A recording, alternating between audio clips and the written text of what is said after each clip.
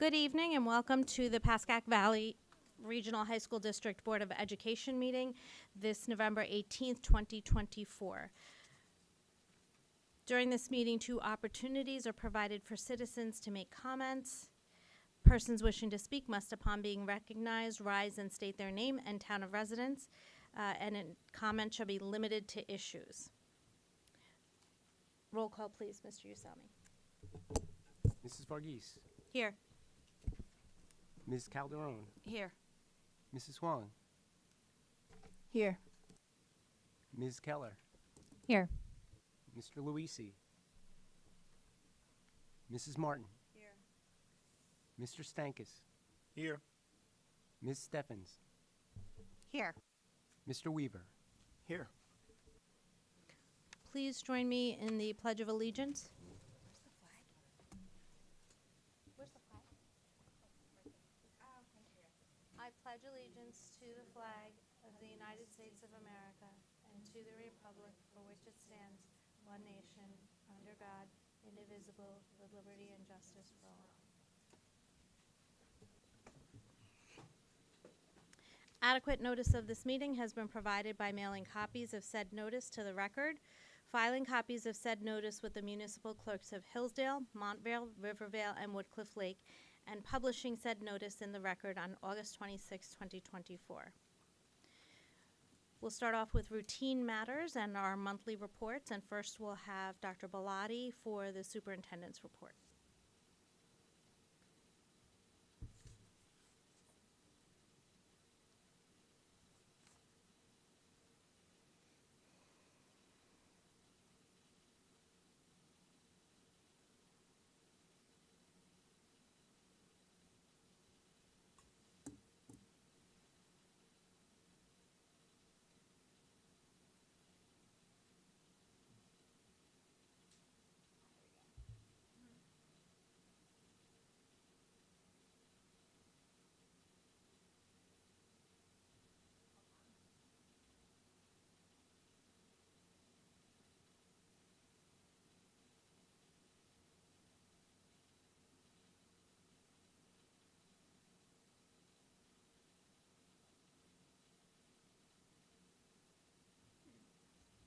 Hold on, I'm going to start again because it's not giving me the prompt to put the code in.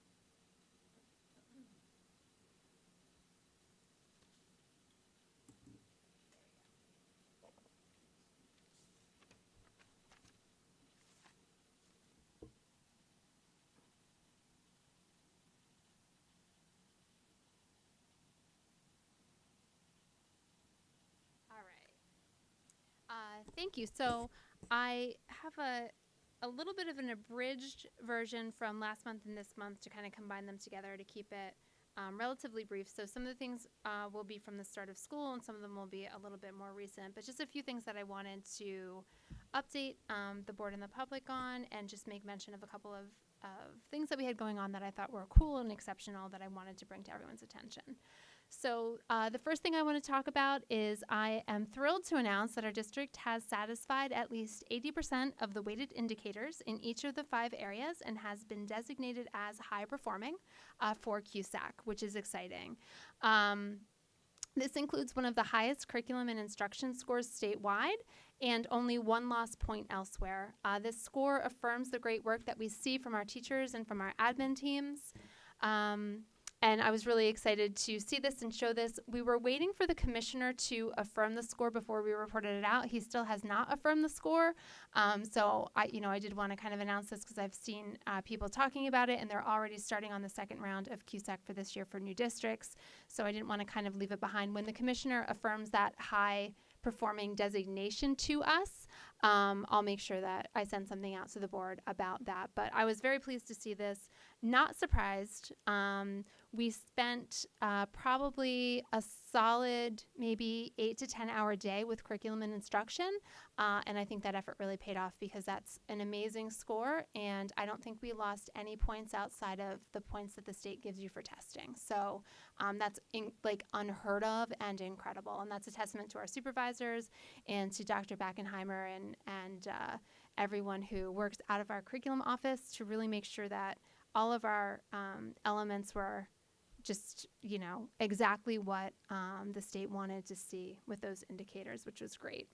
I want to give a quick report on school boards. I included this picture because it was fun. I had the honor of being part of the opening ceremonies this year for our school board workshop.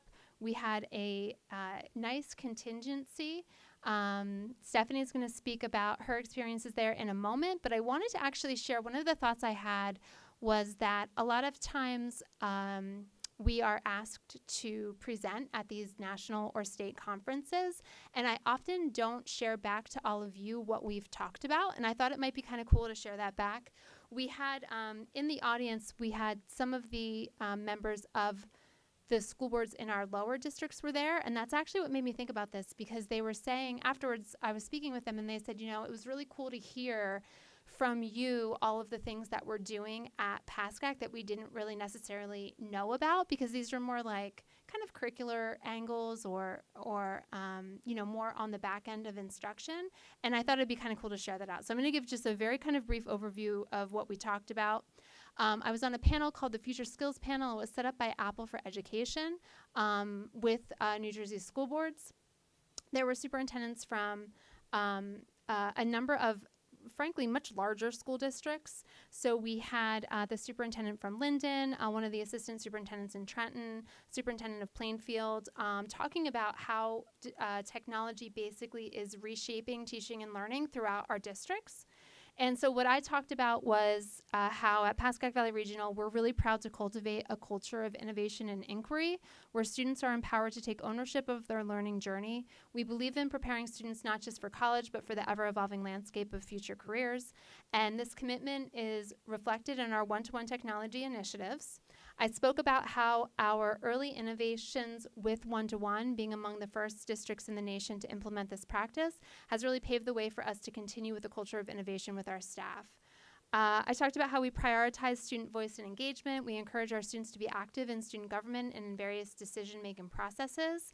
I think what's unique about our approach is that this culture of innovation and individuality really allows students to personalize their academic experience, while our teachers are empowered to really embrace diverse instructional styles and explore new pedagogical approaches, which is something that doesn't happen in most school districts. And it's something that happens here almost so naturally that I had to really think about how to explain how and why that happens. And so I kind of just talked about how we really tried to create curriculum that's designed to be adaptable and responsive to the changing needs of our students, and that we have a long history of empowering our staff to try new things. I kind of joked because we have an internal term for it. We call some of these pilots and these innovations that we do like pockets of awesome, where staff can pilot or try instructional methods. They can try assessment practices. They can apply for grants. For example, the wind power grant that one of our health science teachers received last year, and how we have physics teachers that embrace gradeless standards-based assessment systems, and how our supervisors really act as supportive mentors. They guide teachers to ensure that there's benchmarks to maintain consistency and pace, but also help them adapt innovative practices to best serve our students. One of the examples I gave was our Going Gradeless teachers, that we only have really 2 teachers that have fully embraced the idea of standards-based instruction in the sciences. But what ends up happening is people see them and learn from them and then take elements of that success and bring it into their own classrooms. One of the questions that one of the superintendents said to me is like, well, what happens with like a teacher that doesn't have a pocket of awesome? And I was like, no, that's the thing. Like every single teacher has something awesome that they're doing that's innovative and different that they can share with their colleagues. And that's, I think, the piece that is overlooked, even I think sometimes by our own staff, but it's true and it happens, and it's just such a cool part of our culture that's so ingrained but is so, I think, integral to our continued success. So I had fun kind of bragging about that to the audience, but also why I wanted to say kind of to all of you that that's one of the things that I talked about, because I think it's a real point of pride for us, and it's something that is very unique, I think, to Pascack. I also talked about how we are really trying to stay flexible and forward thinking, and that one of the reasons that we do this is to make sure that we're preparing our students to thrive in a flexible and need to be adaptive environment once they leave here. So really thinking about how are we setting up our students for the best success that we can, which is fun, and it's fun to talk about. I joke a lot about how I could talk about our cool stuff forever, and I could. And I cut out like 3 paragraphs that I was going to read to all of you because I could really talk about this forever. But I did want to just share sort of like what it was that I shared on this panel, because I thought it was cool, and I think it's something to be celebrated that we have staff that are doing these innovative things that other people want to hear about, which I love. I'm going to throw this slide over to Stephanie. She's going to talk a little bit about her experience as a board member attending the workshop conference, because while I was obviously honored to be on a panel, there's hundreds of workshops going on at the same time, and they had about a half dozen keynotes that they had that you could attend as well. So Stephanie, I'll throw it over to you. So the photo on the left, I think I shared that. He's one of the, John Quinones, he's one of the key speakers, and this is my first time at New Jersey School Board Convention. It was really educational. Like when we need to learn these things, you gotta go to these places to learn. So John Quinones, the reason I wanna bring this up is he is a TV host of What Would You Do? And he has made 1,200 episodes in the last 17 years. That's just a fun fact. And he recommends a book by David Brooks called How to Know a Person, The Art of Seeing Others Deeply and Being Deeply Seen. I got the book, it's very good. And the purpose of the show, and the reason I'm bringing it up is he's recommending it to all of us volunteers, us board members, us administration, to read this and to be inspired by this, because his show, What Would You Do, is really to find where the moral integrity of a person begins. He believes that we are taught to be active bystanders or taught to hate. So it's just interesting. And his parents taught him that he could be more, and he was encouraged to go into education. I mean, through education, he could be an anchor person. Another session that I went to was on promoting social emotional learning. And the speaker, she's been teaching this for 13 years, and because we're interested in that, I wanted to learn more about it. She starts off the lecture that each student is like a shaken up soda can. So when they arrive at school, they could potentially explode. And so what do kids feel, and what can we do about their challenges, and what do students need? And the SEL, the social emotional learning core skills that were presented, maybe it's too much. Okay. The SEL core skills were presented as 4 concentric circles, and the center one is where the student learns the skills: the self-awareness, self-management, responsible decision-making, relationship skills, and social awareness. The next one is classroom, and then the outer next layer is school-wide practices, and the outermost rim is family, coaches, and community. She recommended further information on the CASEL website, and she had 2 studies for us to look up for more metrics, and I have those. I also went to the Future Skills and Future Technology, but I won't talk about that. And the last 2 that I'm just going to bring up is I went on another session on pluralistic education, and that's learning from not just the didactic teacher, I guess, and it's just different ways. The theme is from, and you can look this up on YouTube, it's very interesting. The person who is speaking is Rudine Sims Bishop on this theme of windows, mirrors, and sliding glass doors. And the windows, well, she wasn't a speaker. The 3 speakers highlighted this person. And the windows is where students can see out and see their potential future. The mirrors is where students can see reflections of themselves in books and what they read. And the sliding glass doors is a place of interchange for what they read and experience through what they incorporate. So they go in one way and they come out a different way. That was interesting. All the speakers were from New Jersey, NJEA, New Jersey Education Association Consortium. And they highlighted this, which was really interesting. And because it's mandated now to learn about, I don't know, how do you describe that? Asian culture, Black History Month, these kind of things. Title IX, which is the federal law that prohibits sex discrimination in educational programs, it was authored and sponsored by Patsy Tomiko Mink. She's the first Asian American in Congress, Asian American. Because she was denied entry into medical school because of her sex, she helped remove barriers for women and girls in education and sports. So she helped pass the Women's Education Equity Act in 1974.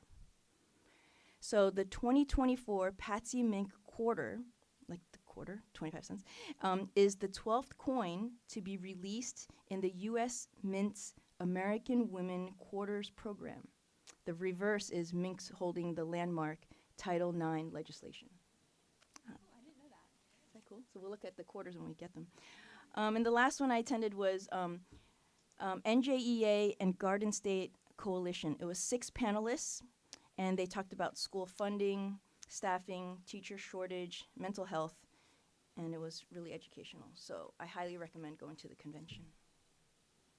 Thank you, Stephanie. It's interesting that you pointed out the windows and doors. So they actually do a unit of that in the English classes. I know they do it at Hills. I assume they also do it at Valley. But I hadn't heard of that before, and one of our teachers actually talked about it at a conference maybe 2 years ago, and shared that they use it as one of the prompts to get kids to start thinking about this. I assume it's a teacher that teaches, I think, all seniors, so it must be our senior level English at Hills, I assume also at Valley. But I thought that was really cool, and so it's really cool that you saw that mirrored at this national conference, or this state conference on adult leadership. You know, this concept that we are also using when we're trying to talk about these skills with our students, which is cool to see. That's great. Thank you. Talk a little bit about AI. So brag a little bit. We helped promote a statewide workshop on AI. We had Noemi Rodriguez, who is our world language supervisor, who's currently on sabbatical this semester. She was one of our presenters, and she was able to talk with other leaders throughout the state about, kind of an overview of AI, how to help teachers learn a little bit more about AI, and then also looking at what kind of current best practices are with AI. Very well received. We also had Ms. Safari talking at a state conference on world language instruction, who's our current world language supervisor, using AI to teach world languages. And then one of the things that we have been seeing that I think is very affirming to our practices. We've been focusing this year on making sure that our students understand how to appropriately prompt AI. So we've really been talking about the input, because it takes a level of problem solving and a level of critical thinking to create an appropriate prompt for AI to use. If you don't put in a good prompt, it's not going to give you a good output. And so that's something that we've built into our Media Center classes this year for all grades. As you know, Google expanded AI Gemini down to age 13, so our students do have access to Gemini right now. And so we want to make sure that we're good stewards of that technology and are working on making sure that they understand how to use it, not only appropriately, but in a way that will ultimately help them now and in college, and also in the future.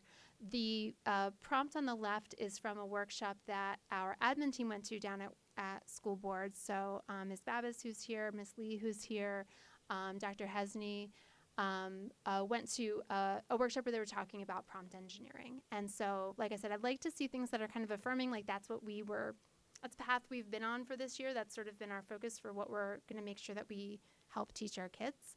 And so it was affirming to see that that was something that was being brought up at this conference as well. Ms. Babis, did you want to talk about that at all? We had talked about you making comments in October, but I don't know if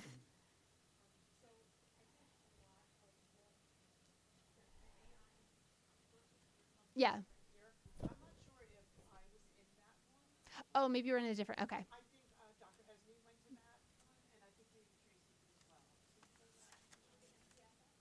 Yes. Yeah. Oh, that's okay. That's okay. Let me see if that was everything I wanted to say about AI. So we are doing a parent workshop. We're partnering with the Parent Academy to put this on. We have Amanda Bickerstaff, who is from AI for Education. She's one of the kind of early adopters of AI in education, doing a parent session for us. It's going to be via Zoom in January.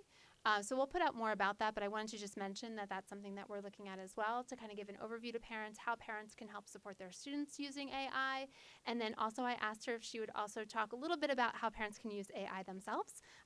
You know, how can that make parenting life a little bit easier? So we're going to be exploring that as we go. We also have Kiker Learning, which is a consulting firm that we've used in some of the technology rollouts that we've done in the past. Well received by our staff. They have practitioner teachers who really understand how to use these technologies in a classroom. So we're rolling that out to train all the staff who have signed up for it in kind of AI, how to use AI in classrooms. And then we also asked them if they would do a second parent session. So they're going to do a second parent training session. We haven't scheduled that yet, but I anticipate that being maybe like February, March, and then see if there's interest from the parents in doing more. And if so, Ms. Lee offered to do a parent training session. And we have a couple of other staff members who said that they'd love to, you know, get in front of some parents and talk about this. So expect to see a little bit more of that on the schedule. And I think that's a great next step too. We want to make sure that our parents are included in the conversation, and that also when parents are helping students at home, that they know what the expectation is for student use of AI. We think that that's, you know, important. This is small. I understand that. This is a list that I had sent to the board previously, but it's just a sampling of all of the professional learning communities that we have running this year. I wanted to shout this out because basically teachers are volunteering to run these various learning communities, and we have such an amazingly wide range of topics. We had our first PLC meeting actually the Monday morning of our last board meeting, and I wanted to give a little bit of a shout out to the staff that we have that are helping to run this. And also to just share sort of what this looks like. So our PLCs, they can run independently throughout the school year, but they have some scheduled, when we have a late start for students, we're either doing PLCs, we're doing a district meeting, or we're doing department meetings during that time. So when we have the PLCs, the feedback we've gotten from staff is that it's been really meaningful for them to be able to participate in a topic of their choosing, but then also to be able to mix and interact with people that they maybe have not interacted with before, because the groups are pretty jumbled. It's not like meeting, you know, all the history teachers are meeting together. They're really mixed groups.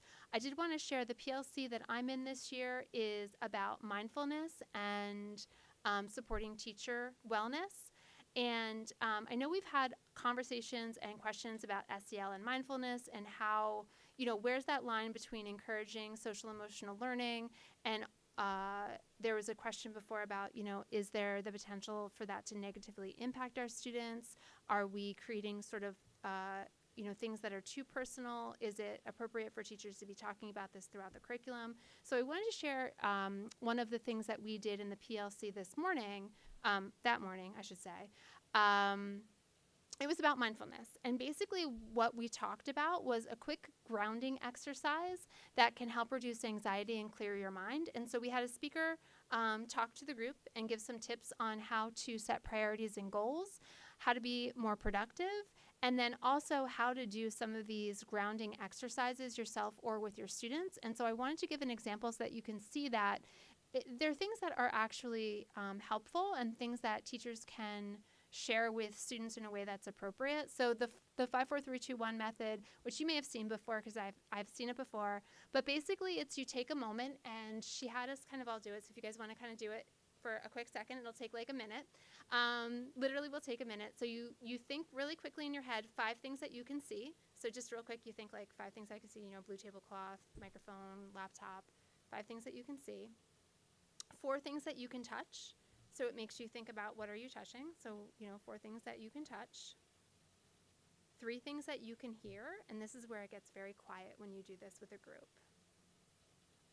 Listen for a moment. And then 2 things you can smell, and 1 thing you can taste.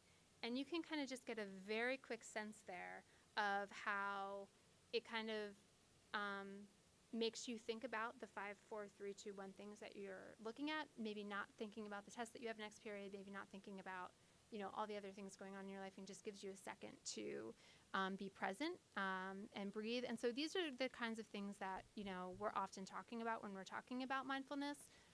And we're not telling every teacher to do this.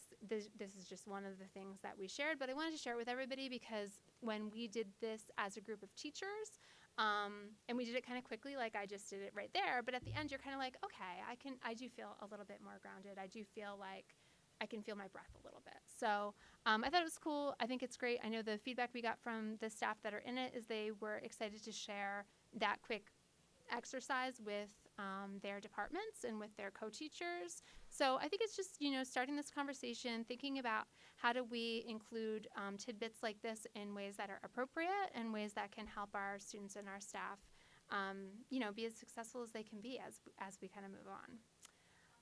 Yeah, of course. Yes, please.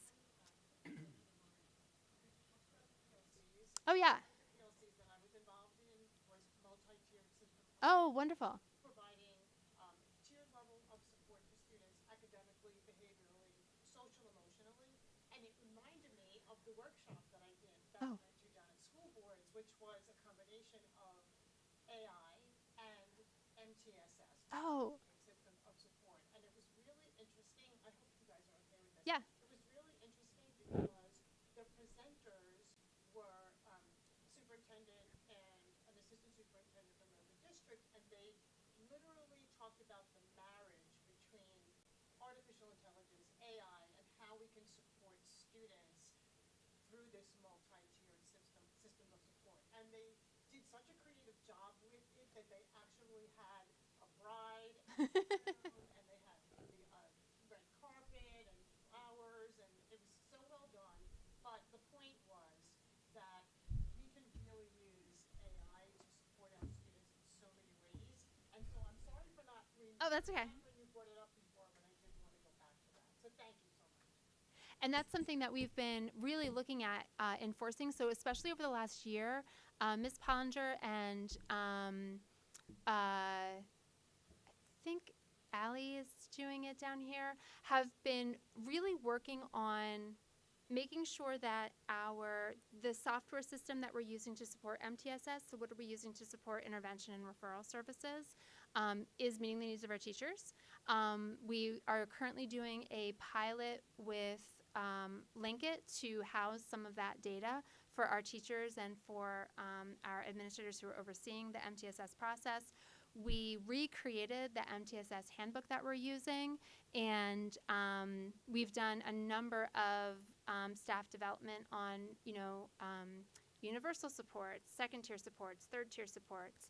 And since we have Ms. Babis and Dr. Hesney and Dr. Vasquez on board, we've also been talking about what other supports can we add in at Tier 3 that they've seen in the districts that they came from to better support our students with mental health needs if they need that higher level of support. So it's been something that we've been really kind of doing a deep dive on. And so it was cool to see AI being paired with that. And then also the fact that we're doing some PLCs that work around that work has been helpful as well.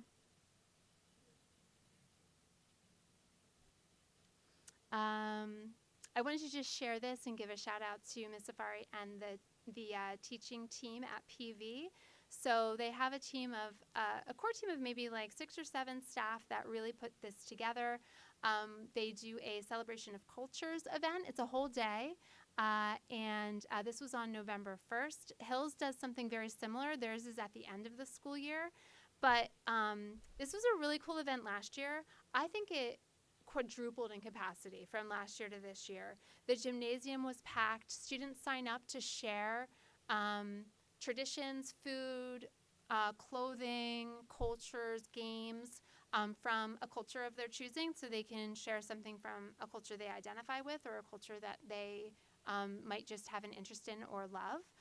There was so much food at this event, so much more than last year. There is sharing of dancing. There's musical performances. There were singers.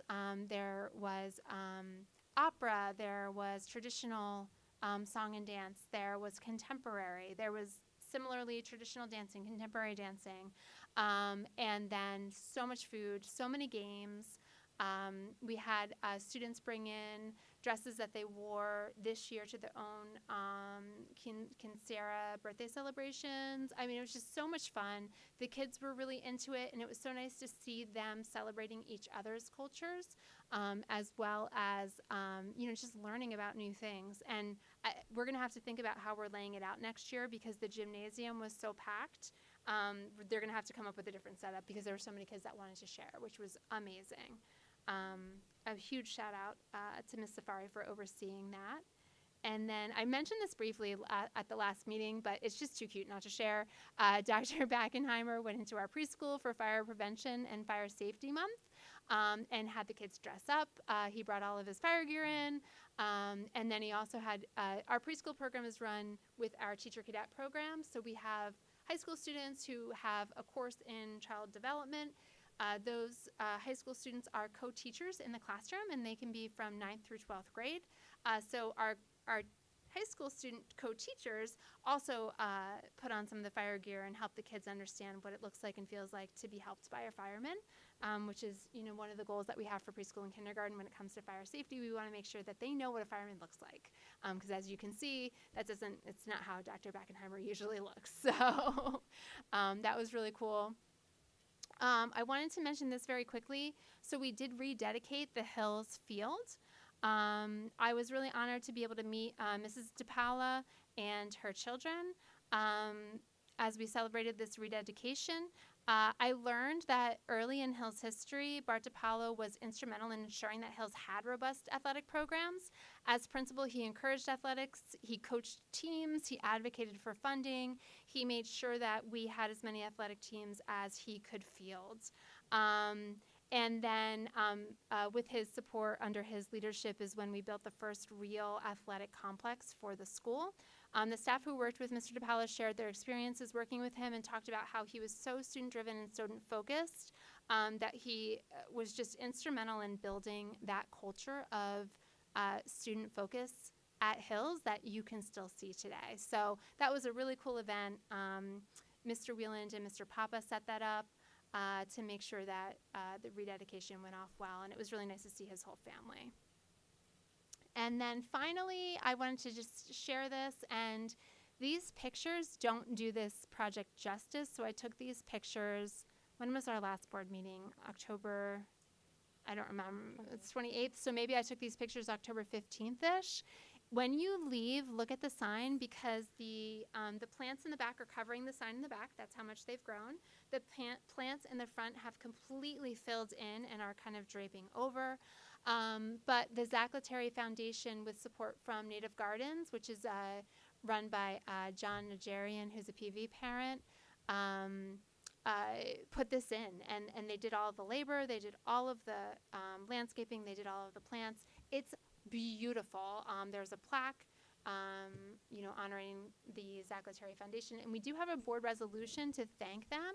So I'll turn it over to Ginny to talk quickly about that board resolution. So we're going to skip forward just a little bit and go to item number 8, the resolution of appreciation for the Zaclateri Foundation, Native Gardens Landscape Services, and Cletus Farms Nursery. Whereas Pascack Valley High School has recently completed a front sign beautification project, which included the construction of a decorative wall showcasing the school's original 1955 cornerstone. And whereas this project has greatly enhanced the school's appearance and has been made possible through the generous contributions of the Zaclateri Foundation for generously donating the labor costs for the project, Native Gardens Landscape Services for providing their expert services at a discounted rate, and Cletus Farms Nursery for their kind donation of beautiful shrubbery. Now therefore be it resolved that the Pascack Valley Regional High School District Board of Education expresses its sincere gratitude and appreciation to the Zaclateri Foundation Native Gardens Landscape Services, and Cletus Farms Nursery for their generosity and support in making this beautification project a reality. Their contributions have significantly improved the aesthetics of Pascack Valley High School and created a welcoming environment for students, staff, and visitors. Beautiful. Thank you.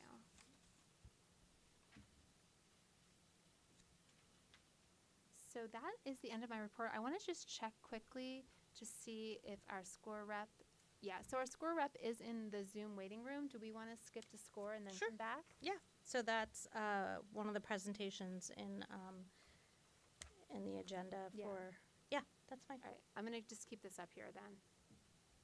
Hold on one second.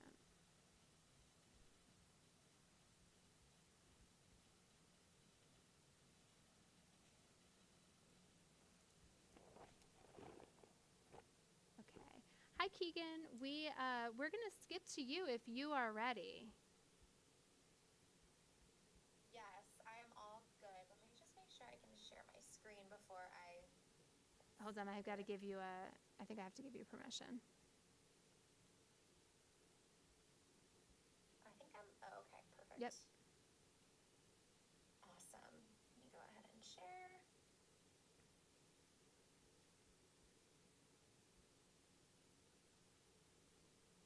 Okay, oh, great. Can everyone see this? Okay, I just want to make sure because I can't. Awesome. Yeah, you're good. The video is just, I know it's a little bit off-putting. The video is just on me. Let me actually, before you start, I'll just show you. So we have a whole board meeting here. Evening, everybody. But I have it where you're kind of in the front here. So I just want to Perfect. see, I think that's going to be the best way to do it. Okay, cool. Okay. Thank you. Awesome. Well, thank you all for letting me join tonight's session. This will not take long. Hopefully I meet the 10-15 minute requirement here, but if there's questions as I'm going through, please feel free to write anything down. I'm going to do my best to have Q&A at the end, but worst case, I did include my email here if you do want to follow up or have any questions for me. But thank you so much again for letting me join tonight. My name is Keegan, and I am the district's point of contact at SCORE. So any and all questions that ever come up about usage, questions with working with students, Sean and I are in constant communication. So nice to meet all of you. And again, here is my email if you did want to reach out or follow up with anything. So really quickly, I outlined some points that I wanted to address with all of you tonight. First one being just a quick usage overview with both high schools in the district.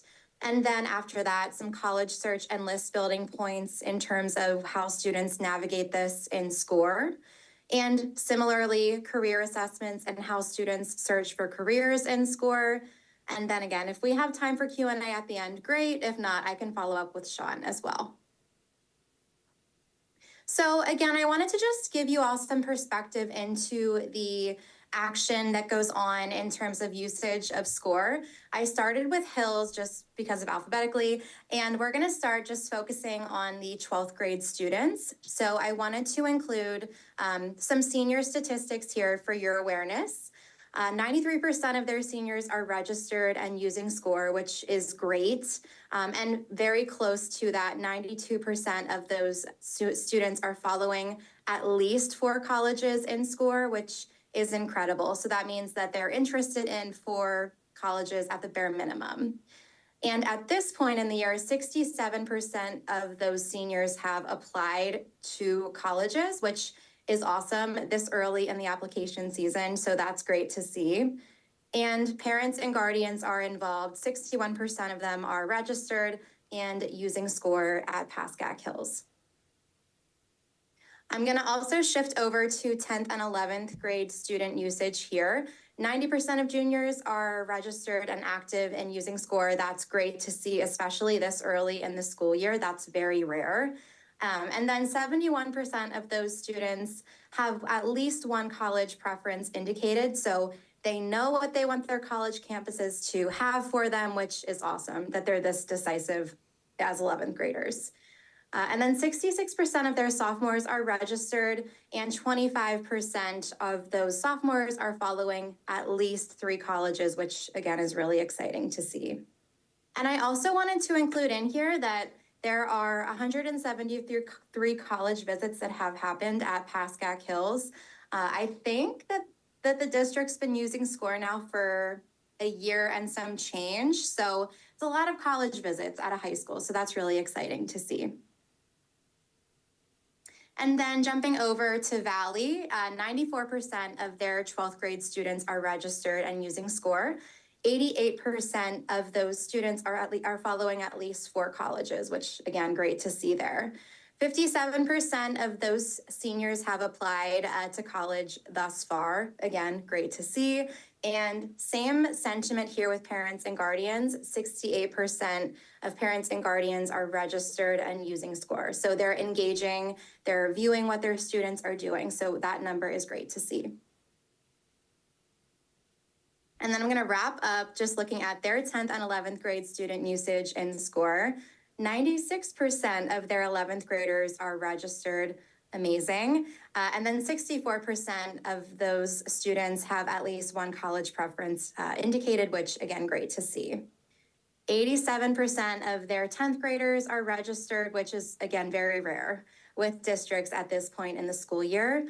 21% of those students have or are following at least 3 colleges, which again, great to see that they're building those lists so early on. Similar here, 180 college visits have happened thus far at Pascack Valley. So really cool stuff to see that there is a lot of engagement year over year and all the way down to 10th graders at this point. I also wanted to mention in here that we are going to be shifting our focus. I'm touching base with both high schools and Sean pretty consistently, but we will be shifting to target 10th grade students a little bit more going forward here, just so that they are continuing to build their usage of SCORE and making it easier for themselves and for both teams as they are guiding their students throughout high school. Really quickly, going to jump over here to list building and college searches and what this looks like in SCORE. So in SCORE, there's a lot of different ways that students can start their college search and start list building. The first one being college preferences. So as I mentioned earlier, this is a really great way for students to be indicating what they want a college campus to have for them. If they want to go in-state, out of state, larger school, smaller school, trade schools, 4-year, 2-year. Anything like that, students are able to tie into those college preferences, and that can be updated as often as they would like it to be. Very similar sentiment here. We have the college match quiz, which allows students to be engaged, take a really quick short quiz, which will then pull in their college preferences after they complete that college match quiz. Also in SCORE, we have college profiles, which is how students are going to search for colleges. A college profile will contain all of the information that's available to students, counselors, parents, and guardians in SCORE. And then beyond the college preference search, we also do have an advanced college search in SCORE, which is where students can indicate additional filters that are beyond their preferences if they wanted to see anything else, or they're just curious about other factors that might play into their search. And then the last point here, and I'll show this in another minute or two, but we have a very intuitive drag and drop method for how students can build their lists and move forward or take colleges off of their lists in SCORE. Counselors, parents, and guardians can suggest colleges to students, and then from there, students can take action, follow a college, maybe even apply to a college. But this list building will be really exciting for students to use as they are evolving in their decisions when they're researching colleges. Before I show that though, really quick, wanted to take some snapshots of what these other items look like in SCORE. So the college search quiz is going to look very similar to what I have listed here. It's really interactive and gives students a chance to think about what they might want to study, where they might want to go.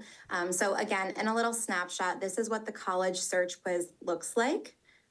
And then college preferences, here's a little snapshot of one piece of that for students as well. And then the advanced college search, similar to preferences, but goes a little bit deeper just to get students really thinking about what those search pieces can look like when they're researching colleges. All right, as I mentioned earlier, I really quickly want to share a snapshot of what this list building looks like from a student's account in SCORE. So let me stop sharing and I'm going to share my other screen here and just show really quickly what this looks like. So for additional visibility, I am logged into SCORE right now as a demo student, and this is what students are going to see when they really start to build out their college lists in SCORE. There's a number of different columns here, but you might notice we have the suggested column listed here. This is open to counselors, parents, and guardians if they think a college might be a good fit for a student. The student can then see the name of the individual that suggested that college or those colleges. And then this is what I was referring to earlier. Let's say my student wants to think about applying to Boston University. The student can then simply just drag and drop the college over to their following column if they want to put it in their quote interested column in SCORE. And then going forward, let's say they really want to apply to any of these colleges. Same thing here. They'll just keep dragging and dropping until they submit their application. And this is how, again, they really move through that process in SCORE.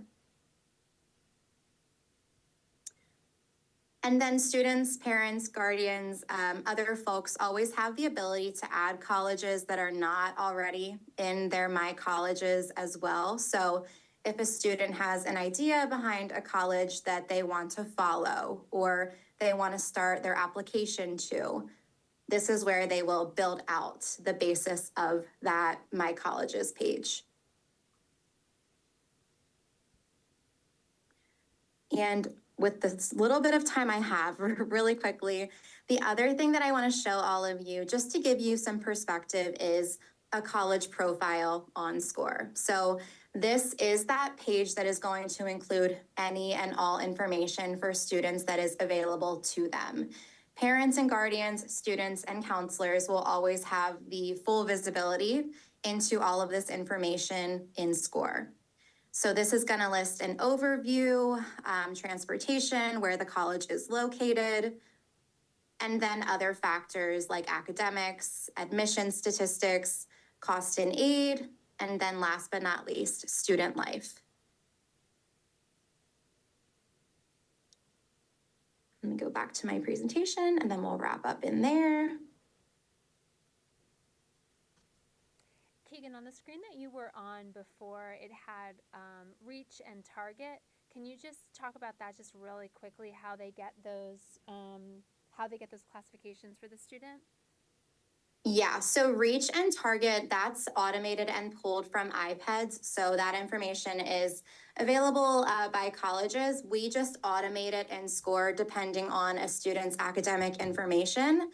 Counselors always have the ability to override any of those labels and how they're applied to a student.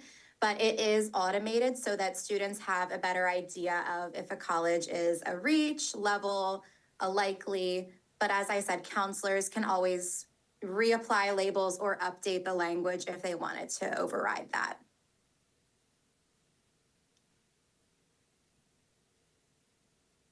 Okay, I don't know. Hold on one second. I need to reshare another screen here, I think.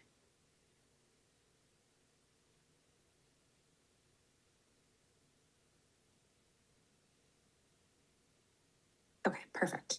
We're back. Okay. Moving forward, and then I promise I am wrapping up, I also wanted to talk about assessments in SCORE as these kind of lead to that career conversation piece. In SCORE, we have 2 assessments. The first one is our career interest assessment. This is 5 to 10 minutes. It's a lot shorter than Principles U, and this can be retaken as often as a student wants to retake it. And after this is complete, students will be matched with careers and be able to save careers based on their strengths once this assessment, again, is complete. The other piece here is that counselors are able to track completion, view students that have or haven't started this assessment, and counselors can also view any saved careers after students have completed this first assessment. The other assessment that we have available in SCORE is Principles U, which is our character-based assessment, and it's a little bit more in-depth than our career interest assessment above. Principles U takes about 30 to 40 minutes, so ideally about a class period for students to complete. The big thing though with Principles U is that it is a one-time assessment, so we do our best to encourage counselors to make this available to students 10th grade or 11th grade, since again, it's a little bit more heavy than the shortened assessment. And then once Principles U is completed, parents and guardians, students, and counselors will always be able to view a student's results, their archetypes, how they work in groups, individually, and their individual strengths will be listed as well. Just to give you all a quick snapshot, this is the idea behind what Principles U will look like for students. It's pretty straightforward, it's quick, but we do want students to set time aside to, of course, put some thought into their responses so that they're matched with careers that are really intentional behind the results of this assessment. And then wrapping it up in terms of Principles U, this is an example of what some pages of the results will look like. So students will see their archetype, they'll see again how they work individually, how they deal with conflict, how they engage with groups of folks. So this gives students a good idea of what their strengths might be, again, in a more in-depth character-based assessment setting.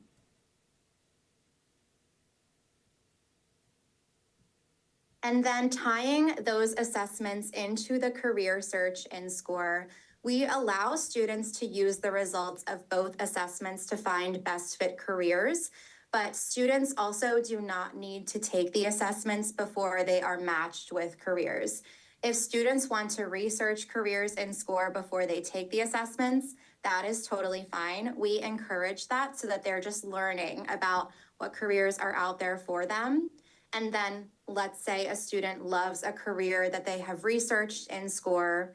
They can save any careers that they want to their profile. Counselors will always have visibility into those saved careers. If they update, they can delete a career in that section.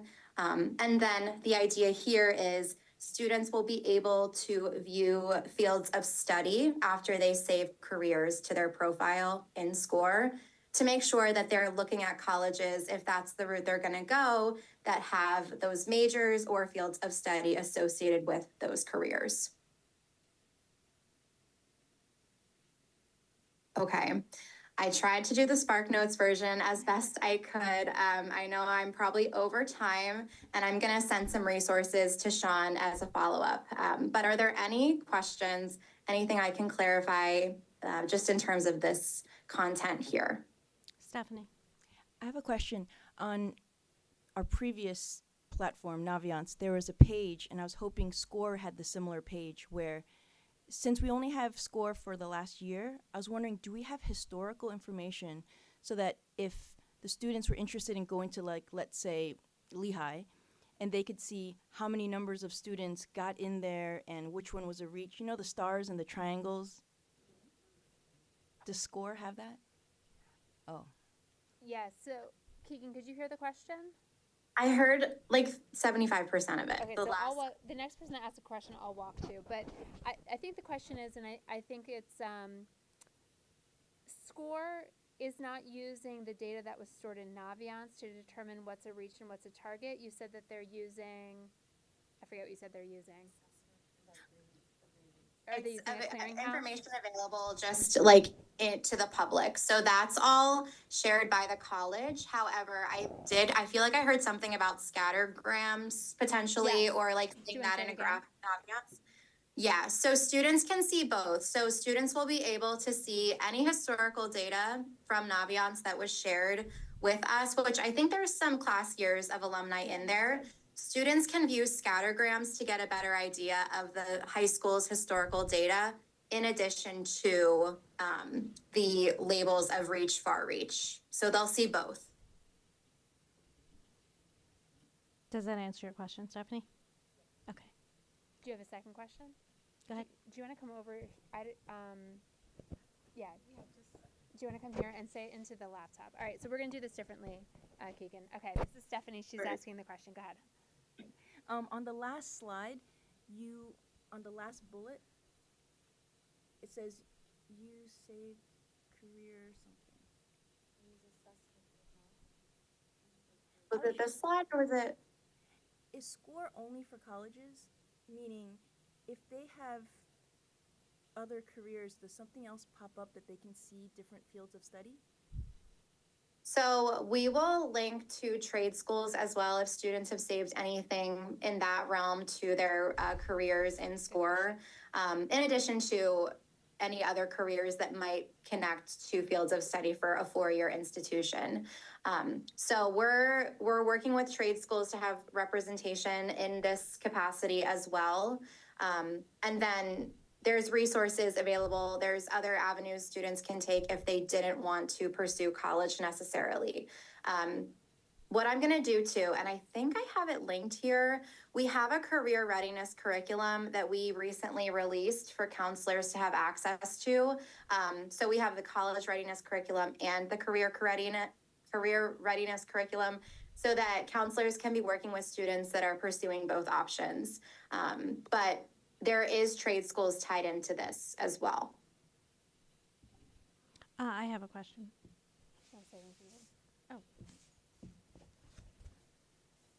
Oh, I have to, okay. Yeah. So, you were talking about the target and the reach schools, on there.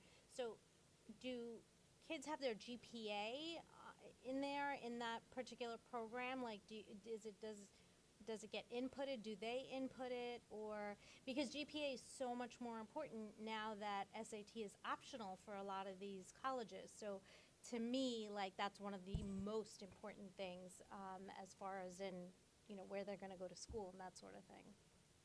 Yeah, absolutely. And I think both schools have it that they're bulk updating that information as often as the GPAs are updating. Students, there's ways, depending on the team, that students can self-report their GPAs. But if they are not, the teams are bulk uploading GPAs throughout the school year so that that information is consistently updating with the student. My understanding is that Genesis and SCORE have an interlink.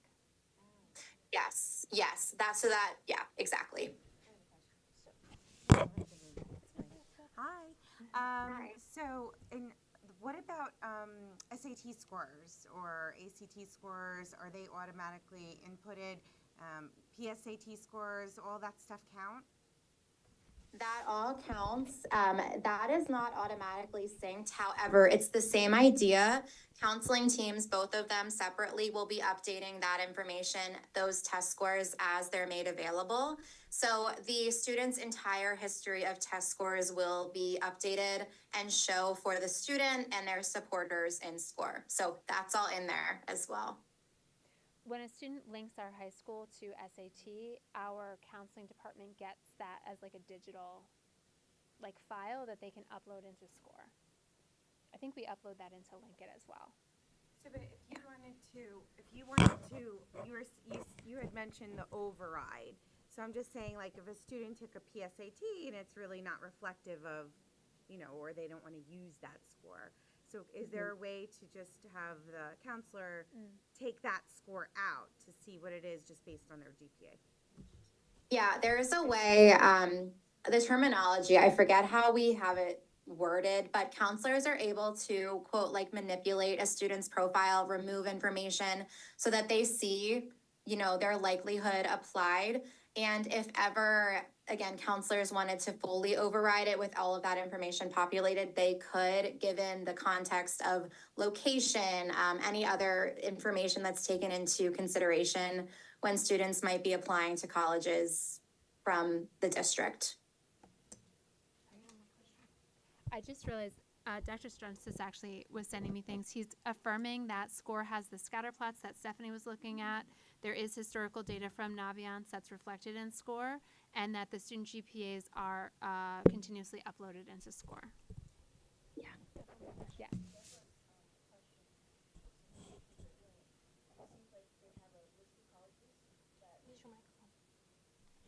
The student has a list of colleges that they already approved with the counselor. And then once that list is done, then the counselor goes in and puts in the scores that they want, agreed upon, and then that's what gets sent. So it's not like just random. It's agreed upon and then sent. That makes sense. Yeah, and there's a way in SCORE. One other note here, students can also indicate if they applied test optional to a college. So the counselor is looped in there as well. If the student didn't want their test scores to be sent with an application, the students will communicate that, or the counselors can also input that for the student. Do you have a follow too? I do, but Andrew can Okay, go go first. ahead, Andrew. Hello. This is our student rep, Andrew. So back to what you were saying about targets and reaches, how students can see if a specific college is a target, reach, or safety. How accurate do you think that data is? Just because Good there question. are some times where students can see a specific college that they think that they have a high chance of getting into, and sometimes it doesn't give them the result that they want. So just how accurate do you think that data is? That's a good question. Yeah, Thank it you. is a good question. And this is also for everyone's awareness. This feature it's our most recent feature. We did pilot it with 100 schools. We're still working on refining it. We do ask for feedback if students or counselors feel like it's not realistic or overly ambitious with what we're sharing. But based on the information we've collected, the information colleges are sharing with us, everything that we're taking into consideration when we are applying those predictive matches is pretty accurate. But if it ever feels like it's an outlier or anything is a little bit off, we want that feedback and we ask for it. We've been conducting meetings when the feedback is really not great, just so that we're connecting the dots there. And I can't speak too much yet, but we're working to refine it in an additional release so that it's close to fully accurate going forward. But more to come there, and I will loop in Sean and keep you all in the loop there too. I have one other question. As far as in calculating the GPA, do you have like the courses put in there for like Pascack Valley, intro to earth sciences or something is this many points? Is that something that is put in by the counselors, or how is that put in there? Just because, again, GPA is so important, and I know these kids sit and figure out their GPAs, and they go into like Google and calculate their GPAs, and it's a major source of stress for them. So in my mind, it's so important to get that accurate. So how is that put in there?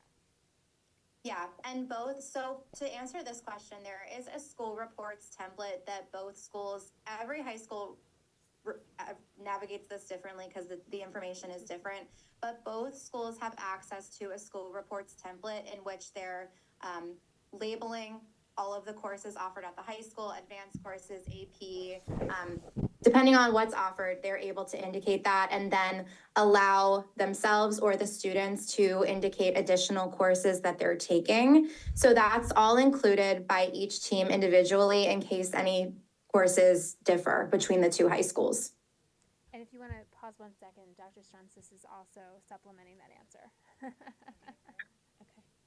Yeah, that's what Does that I want to see. Yeah. It's funny.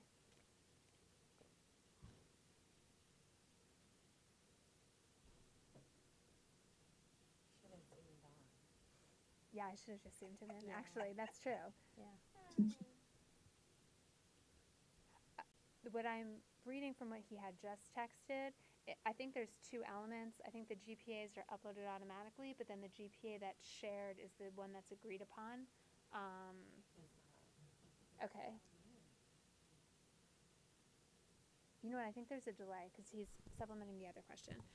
He says the REACH target feature is to be used as a guide. It's not a science. There's so many factors involved in an admissions decision, not just grades and test scores. Please emphasize this, which actually we have someone coming to our, I think, December board meeting that's going to actually talk about this very specifically, who's a former college admissions counselor, who does a parent presentation for our parents in the fall. But we asked him if he would do a presentation for the board and the public as well, because if you don't have a senior, you may not have seen that presentation. And I thought it would be helpful. He's very good. Yeah, I thought it would be very helpful for us to hear that kind of like in advance. And I know we had a lot of questions in the spring about this from parents, so I thought it would be helpful to kind of hear this, like, okay, so here's our new score program, and then having this person come in and this expert come in and talk a little bit about that and what this means to be a target or a reach, and how you can kind of determine on your own whether or not a target or a reach, if it says it in score, is probably what we're going to be saying. He also said that the GPA and score comes directly from Genesis Real Time. So it's coming from Genesis Real Time, and then I'm assuming that before it's actually submitted to the college, that would be the official transcript that's agreed upon between the student and the counselor and obviously the parent. So I don't think anything is submitted until it's agreed upon, but it looks like real-time GPAs are informing those targets, the reaches, and sort of giving the scattergrams. Because we didn't see an example of that, but I've seen that on other screens where it kind of gives you like kind of a percentage of how many kids from your school applied, how many got in, what their overall four-year success rate was at that university or like schools. Yes, Jim. Yeah, I have a quick question. I'm not sure if SCORE handles this, but as far as our guidance department, do we make any indications for for-profit, private, and public colleges? Yeah, that's actually in SCORE. So Keegan, he's asking, is there any indication for a student to look at whether a university is for-profit, public, private? Yeah, that's tied into the college profile. So students will see that that's also part of the iPads share. Students will see that quote label on the college profile. And then depending on the college that students are matriculating to or applying to, we also pull that information into reports. So if the board, if the counselors wanted to see trends or are just curious how many, like what percentage of our students are going to a for-profit or a private, public, whatever that looks like institution, we're collecting that data once students are moving forward. And just to follow up on that, are you pulling information from the college scorecard by the government statistics? Yes. Okay. That tells you the rate of expected income after a graduate graduates from college. Is that also in those reports? That's all shared. Our product team would have more insight into where that would be, where they might want to pull that in going forward. We do though have, we have that information available. Our product team has talked about incorporating that in different ways before, but right now that's not explicitly visible to students. Okay, all right. I'll make a note of that though. That's a really good question and point. Yeah, that's a good point. Yeah. Any other questions? Thank you. Thank you so much. Thank you for doing it this way with us, and thank you for sharing all of that. Of course, I will send this presentation, and if you have any questions, just let me know. Great. Thanks, everyone. Thank Thank you. you. Bye. Next, we have the technology and Canvas update by Tracy Lee, Mrs. Henriksen, and Scott Jones. Thank you. That was a good idea. Yours was actually, this speaker seemed like it was coming out.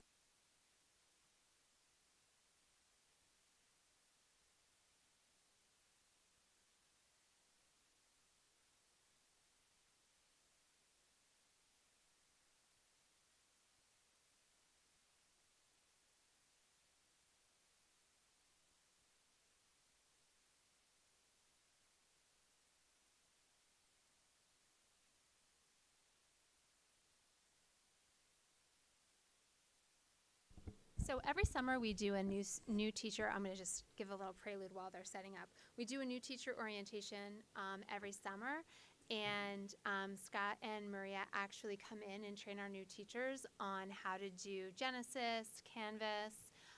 Their section is probably like a solid half day, full day, maybe, that you guys do for the new teachers. So we asked them to come in and give a much briefer, but a little bit of an overview on how to navigate Canvas, because we're really trying to encourage parents to use Canvas, as a tool to help with communication, to help parents understand what students are looking at and what they're learning. And also just to make sure that parents understand that there's a lot of functionality in Canvas that answers a lot of questions about what the unit is, what the tests look like, what's coming up. So we kind of turn to our resident experts to give a little bit of an overview here to the board. Some of you may not have students yet at the high school, or you may have students who graduated before we use these technologies. So I want everyone to have a sense of what it is that we're talking about when we're talking about these things. And this is such a great tool to stay connected that I wanted to make sure that we give a quick overview. So thank you so much for coming out and doing this for us tonight. We really appreciate it. And I'll turn it over to Tracy. Thank you. Thank you. Thank you, everyone. Good evening. My name is Tracy Lee. I'm the technology director for the district. So like Sarah had said, we are here to give a technology update for the year, as well as go over Canvas and Genesis for our parents. So the first thing I want to do is kind of recap our 2024 summer work that we did. We had a great freshman laptop distribution. I want to thank my technology department, Michelle Ramirez, Ross Kohler, Jamie Budakian, Scott Jones, Armin Hagopian, Willie Pico, and Maria Valentino for really helping us get over 400 laptops successfully distributed to all of our freshmen. We also added additional security cameras and new video surveillance system. Thank you, Armin and Willie, for taking the lead on this. We had about 8 new cameras installed thanks to a grant that we achieved last year. And we also have a new video surveillance system that we are able to view our cameras wirelessly through the cloud. So anything web-based, we're able to see all of the cameras for additional security. And we also set up professional development for our administrators and our school resource officers to learn this new system. Over the summer, we also did a big Genesis rollover and a My School Bucks rollover, which happens annually over the summer. I want to thank Maria Valentino for taking that on. And then we also developed new Wi-Fi procedures for the district this year. Willie Pico was instrumental in doing that. We now have parent Wi-Fi accounts. So if you attended back to school night at either of our high schools, Valley or Hills, parents were able to connect to the Wi-Fi, and that actually will now stay on whatever device you connected it to. It's available to the parents anytime after school hours up until 8 o'clock p.m. And if you were not able to attend back to school night or were not able to scan that QR code to get on the Wi-Fi, you can always stop by your school's front office to get the credentials for that. We also have a guest and daily sub Wi-Fi account set up. We have small groups Wi-Fi accounts, so if anybody comes to visit our district for the day, we give them a Wi-Fi account. We have large group and events set up for Wi-Fi as well, and this is helping keep our district safe and our network safe as well. So we are going to be talking about Genesis, Canvas, and ClassLink. We have a new integration with Genesis and Canvas this year. Teachers are now able to grade in Canvas and with a click of a button, pass back that grade into Genesis. So it kind of eliminates that where you have to do all of your assignments in Canvas and then teachers are grading it, but then they have to go into Genesis and put the grades in. So it goes from Canvas to Genesis. It doesn't go vice versa, just one way. And I have with me Scott Jones here. He's our technology specialist who put together a very thorough tutorial. We kind of had 2 pilot teachers. We have Maria Henriksen here, and Kevin Killian was also one of our pilot teachers, kind of go through it all with Scott, and he was able to set them up successfully, and we will be rolling it out to our teachers in the next couple of weeks. But I want Scott to be able to go over the grade pass back. Thank you for having me. Again, my name's Scott. The Grade Passback has been something that we've been trying to get working for probably 10 years now. Canvas was around probably 10 years we've been using it. Genesis maybe longer, I don't know. But they never kind of spoke to each other. Okay, so what teachers had to do when they graded something, they had to take the time to go into Genesis, add what it was, the name of the assignment, put the grade in. So it's not the end of the world, obviously, but you know, if every time you do that it takes 30 seconds to a minute, and you have 20 kids in your class and 5 classes, and you multiply that by however many teachers are in the district, it's a lot of time altogether to do this. So over the spring, last spring, I guess, Canvas reached out to us, said, hey, we finally can work excuse me, with Genesis. So we were excited about that. We had some transition in leadership there. Paul Zeller had started the process. You know, it was a little tricky there for the transition, but Tracy came in, grabbed the ball, kind of crossed the goal line, maybe even spiked the ball. It took a little longer than expected, but it is running, it's functional, it does work. We've decided to test it in a very small way. Maria here graciously volunteered to work with me to set it up and do some testing. And Kevin Killian up at Hills, same thing. So what I'm trying to do is get feedback from this very small group and then potentially expand that group to a larger group of teachers to test, get their feedback, and kind of update, streamline, and improve the instructions that we have so that the teachers can use to go forward. Am I on that page? Oh, you have? Okay, so this is the tutorial guide that I have based on all the information from the Canvas websites. I condensed it, consolidated it into one page that we will share with all of the teachers. Step by step, there's a couple videos embedded in there. It looks like an awful lot, but in essence, it's 3 steps. You have to synchronize your Canvas gradebook with your Genesis gradebook, and then you have to tell Canvas which grades you'd like to be sent over to Genesis. And then ultimately, step 3 is, do you want to do this manually? Like some things maybe you don't want sent over to Genesis. Other things, maybe you just want to switch the button and not worry about it. So it's really 3 steps. The tricky part is that first one where teachers have to synchronize their Canvas gradebook with their Genesis gradebook. So we're trying to roll that out. Hopefully we'll have more participation as the year goes on. But it's exciting, it's a time saver. Teachers have been asking for it for years, and we're happy that we could finally provide it for them. Yeah, so I'll have Maria Hendrickson talk a little bit about her experience as a teacher using the Grade Passback. Any questions before I step off? No? Okay, thank you. Thank you. Hi.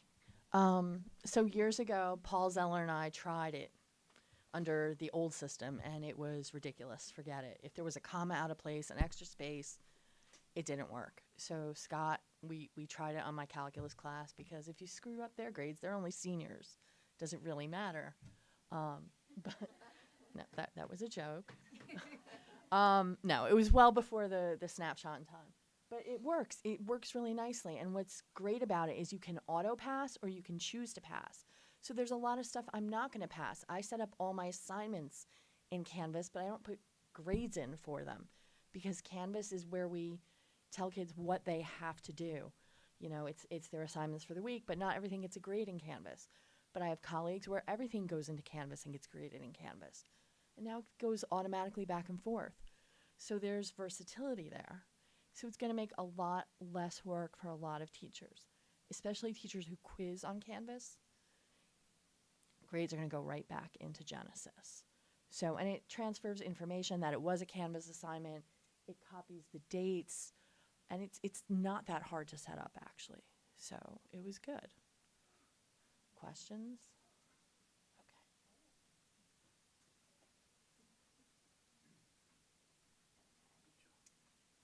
And now Scott's going to come back up and he's going to review the parent guardian observer role that's available in Genesis. So, I'm sorry, not Genesis, Canvas. So if you're new to our school or if you're a freshman parent, you might want to pay attention to this because you can become an observer in your child's Canvas class.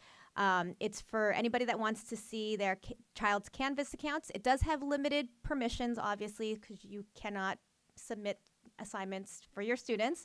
But like students, observers cannot view a course until it is published and the course is started. And we highly recommend that you enroll as an observer so you kind of get that bird's eye view of what your children are seeing. And also a tip from our president, do this in a website browser. Don't do it in the Canvas app because the website browser will give you a lot more capabilities within there. So Scott's going to come talk about Canvas observers. One other thing I wanted to say was if you go through the Pascack Valley District website, you can click on the link there, and that actually takes you to PV. So that's actually, so I get it on my phone now when I go through the PV website. Oh, that's great. Because it was really frustrating trying to figure the whole thing out as Yes. you know. Yeah, thank you. So that's just a Thank you for another tip. Thanks. Can I ask you a question about that? I know Genesis is closed down until 3 o'clock. Is Canvas also closed down until 3 o'clock then? No, right? It's open. Yeah, Canvas doesn't have the capability for that, but Genesis does for grading. Yeah, Genesis was always the site that had the official grades on it, and that's why the kids were always jumping in there. Canvas has a grade book, but it was never the official grade book. So that was always open, and it was always open because it's used all day by all the classes. And so that's open, that's not closed. So as far as an observer account goes, a lot of teachers love when parents sign up as observers because it helps the parents stay involved in an easy way. They don't have to email the teachers all the time, what's going on, am I missing something, what's the assignment, when's this due? If you sign up as an observer, you essentially have a read-only, to use a computer term, sort of an account to see what the student has. You could see their calendar, you could see the assignments, you could see the discussions, you could see just about everything that the student can see. You just can't do anything. You can't contribute to a discussion, you can't submit a test, you can't do anything. But you can certainly see that your student, couple of their assignments are late because they're over right there on the dashboard saying, this is late, so you can find out about that. You can see on the dashboard what's coming up, what's going to be due. So while the students are mainly responsible for this, it never hurts to have an extra set of caring eyes to check out what's going on. And involved parents make for very good students too. Another set of eyes never hurts. It's a simple process if you go to the main Valley page. So on the website, if you click on the parents link, the main parent link, there's the steps to create an observer account. It's basically a two-part system. The student has to go in. It's a collaboration between parent and student. They can bond. The student has to create this code, and the code is unique. It only lasts for 7 days and can only be used one time. So the student goes in. If we scroll down in the settings, there's actually a button right there where that red arrow is. It's hard to see because it's small, but it says pair with observer. And then if you scroll down a bit more, the second red arrow, hard to see again, but it's a 6-digit alphanumeric string. So the student creates this unique code. Second part would be for the parent, also pretty easy. So if we go back to that link, yep, parent instructions. Maybe, okay, that's big enough. So the first arrow here, it says parent of a Canvas user, click here for an account. So if you don't have an account, you want to do that. So you'd click there, and you're presented with this information. And lo and behold, number 5 at the bottom is a field to put in that unique pairing code. So you enter all this information, your password, this pairing code, you say start participating, and what happens is you're brought to the Canvas dashboard that looks exactly like your student's dashboard. All their courses are there. Basically everything you need to see is there for you. And that's essentially it. And we encourage parents to do it. It's easy enough. Every once in a while during the year I have to work with parents over the phone because it's just not clear how to do it or whatever, but we're always able to get them through. But by and large, it's a simple process. Most people take advantage of it, but I think most teachers, and Maria could verify this, would wish that more parents would do it. So I think I covered everything. Yeah, so unless you have any other questions about... I have a question. Do you have to put that code in every year, or do you No. just put it in as a freshman and then you get it automatically Yeah, there on it? once you're linked to the student, you're linked until the student is gone. And then interestingly enough, when the student graduates and the student gets wiped out of Canvas, the observer account is still there. Interesting. Like a legacy thing. Yeah. So yeah, it's a one-time deal, and it's also easy enough if you're a parent and you have more than one student. Once you have your account set up, it's very easy, and we have instructions up there too. It's very easy to add another student, and then when you have 2 or 3 students, it's an obvious drop-down box right on the top of your dashboard. Who do you want to look at? It's Canvas has done a pretty good job at setting that up, and I would agree. If you're going to set it up, do it from the website, not the app. You can certainly follow. Once you have it set up, the app is pretty good, but I think the initial setup is better on the website. I've seen information that you've put out, Scott, about this going out to freshman parents. Do we have a way to run a report to see if upperclassmen parents have done this, or to target that information going back out to them as well? And maybe that's a Tracy question. I don't know. Is that something Canvas can tell us? Like if there's parents that have not ever set up an observer account? Oh, yeah. Yeah. Or maybe this is going out to all parents. I just know I've seen the instructions specifically going out to freshman parents for sure. Perhaps there's a report, students without observers. You know, Might be a way to we could take encourage that more from. I parents could look to into do that. it. That'd be great. Yeah. Okay. Can we just send a reminder out Mhm. to parents, like through Parent Square? Yeah, we can do that. And I think actually, I think that we sent a reminder out. You know what? I gotta check this. Yeah, let me make a note of that. Because I think what we did at the end of the year last year is when we sent out the reminder to check Genesis, I think we sent out a reminder to create the observer account to all parents at that time. But it might be helpful to see kind of like, is there people that we could target to say, hey, you're getting this because you haven't done this. Right. Question quickly for our student reps. Have you guys set up observer accounts for your parents? And so looking at it without being in Canvas, it looks tricky. Was it tricky, or like you just, okay. I love it. So Andrew didn't have his mic on, but he said that it was not hard.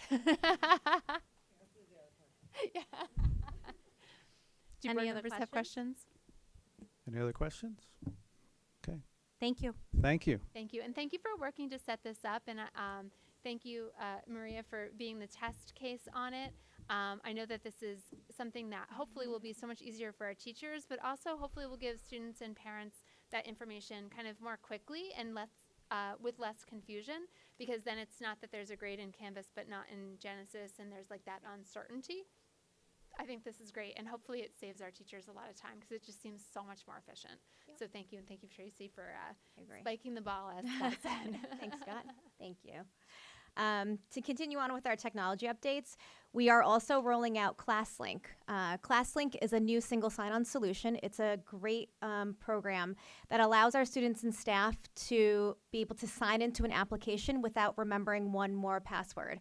I'm sure we're all frustrated a lot of times where we can forget certain passwords to certain applications or even just our emails sometimes. And it's great to be able to do just one single tap into the ClassLink dashboard.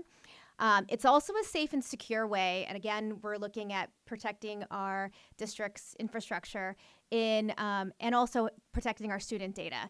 So it allows us to safely and securely share student data with our third-party vendors. So this is one way that we share rosters with them.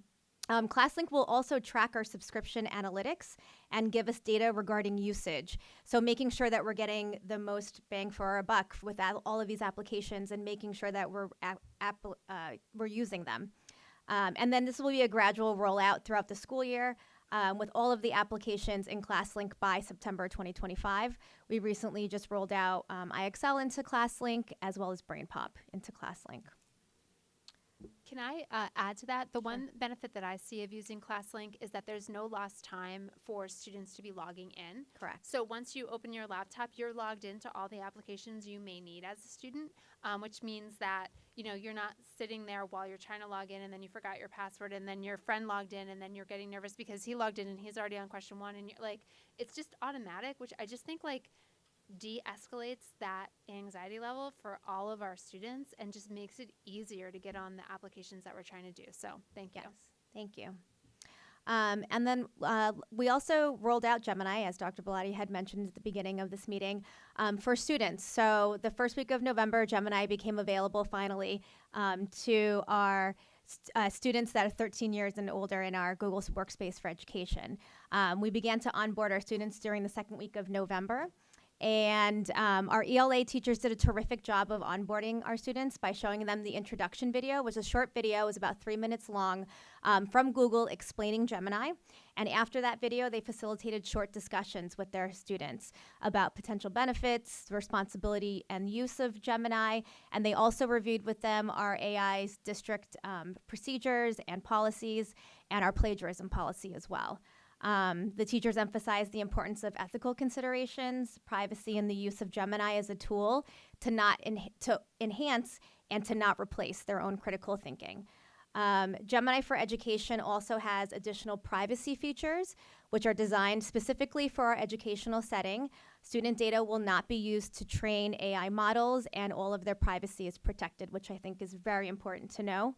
An email was sent out by my department at the beginning of last week to all parents, guardians, students, administrators, teachers, and all staff. All received the email about the Gemini for Education rollout. And we will continue to help our teachers and our students make the most out of Gemini with their classrooms and provide ongoing training and support, just like Dr. Bellotti had mentioned in the beginning of the meeting. And we're also keeping a close eye on how the students are using Gemini and giving them resources so that they succeed with using it. Go on to future updates. So those were the things that we were doing just in the last few months. Coming down in our timeline, we are now providing registration online. So in the past, when we have online registration for incoming 9th grade students and at the beginning of the year, but during the school year, we kind of resorted back to a paper packet for these families that were coming. In the beginning of this school year, we did have a lot of families come in, some of them not speaking English, some of them were returning students as well. So we wanted to work with the school counseling office to streamline this process and to avoid the interruptions that we were having during the school day. So making an online registration portal is vital in doing that. So we are in the process of creating that on our district website.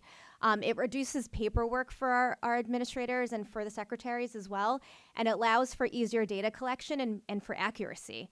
And then we also provide a friendly interface for the teachers and the administrators and the students to be able to go in and register. And then one important thing is that translation tools are also available online, so that it allows for families who don't speak English to be able to translate all of the necessary paperwork for them to register. And it also provides a clear timeline for our parents and guardians, our administrators, and all of the stakeholders that are involved in the registration process so that they are aware of when things will happen during registration. The other thing I wanted to speak about is our Region 2 website. Region 2, if you're not familiar, is our Pascack Valley Council for Special Education.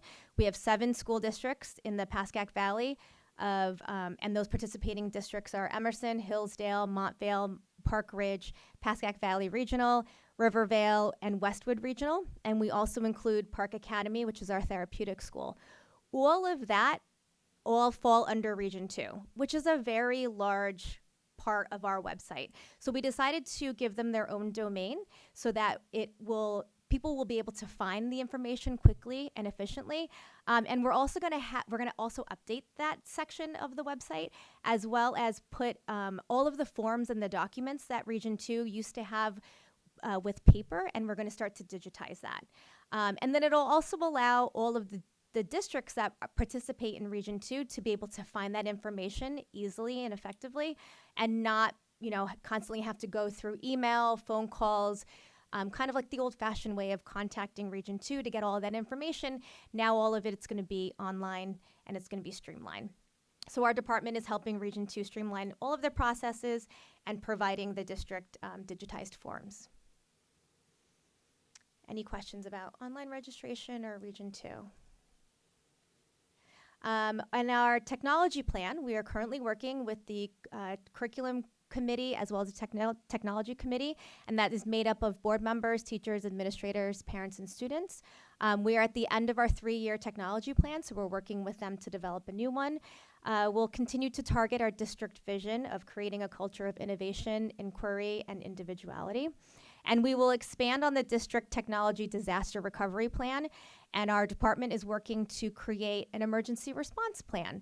So monthly we do a tabletop exercise where we respond to emergency situations, and we have all the stakeholders involved, and we decided as a tech department that there isn't really an emergency response plan for if the internet goes down, if teachers don't have access to Google Drive, if teachers don't have access to Genesis, if they don't have access to Canvas, what are they going to do?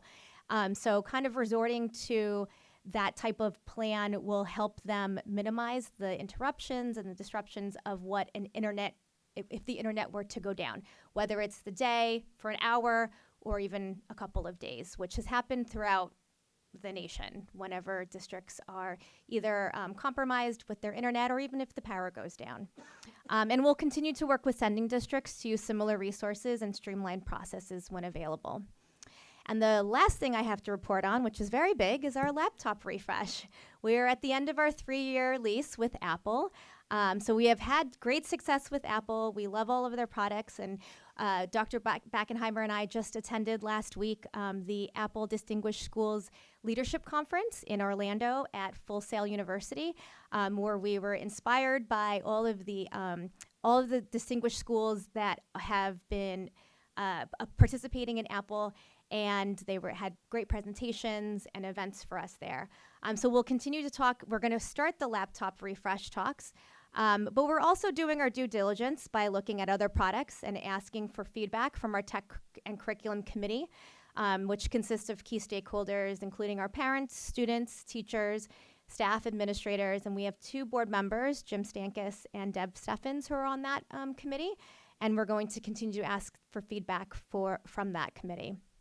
We look forward to working with everyone with this technology refresh, and gathering diverse perspectives is important from all of the stakeholders so that we are benefiting our entire learning community. And that's it. Any questions? Any questions? Okay, thank you, Tracy. Thank you. Before we move back up to routine matters, Mrs. Steffens pointed out we still have students here, and it's late in the evening, so we are going to do comments from the public next. Citizens are invited to make comments regarding agenda items and are limited to 3 minutes according to the Pascack Valley Regional High School District Board of Education Policy Number 0167. Persons wishing to speak must, upon being recognized, rise, sign in, and state their name, town of residence, and which agenda item they are referencing.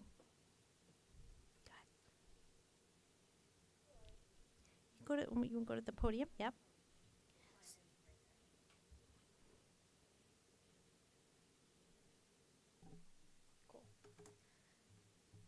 Good evening. My name is Etty, and this is Jessie, and we're company managers from Pascack Theater. We wanted to come and formally invite you all to our fall play that is this coming week. I know that you guys got like a little informational thing that'll be read later tonight, but I wanted to come in person and and invite you to come see it. You guys can expect an email from either me or Eddie soon with a link to buy tickets and also a code to get a free ticket as your Board of Ed members, and we'd love to see you guys there this week. If you come, be sure to come say hi. We're both going to be in the lobby. Oh, okay, awesome. Thank you so much. Thank you for waiting this long, too. Of Can course. can I ask them a quick question? Of course. So, can you share a little bit about, and I'm definitely putting you on the spot a little bit, but there's something kind of unique about the show that you're doing this fall that isn't the same. Do you want to just share a little bit about how the show was created? Yeah, so the show this year, it's called When This Is Over, and all the students in the cast got to share their stories with the directors who wrote it into a script. So our show is a collection of stories from the students about their lives and where they want to go in the future, hence the name When This Is Over. When high school is over, when college is over, and of course, not being able to skip over one of the craziest times in our lives, what happened when the pandemic was over.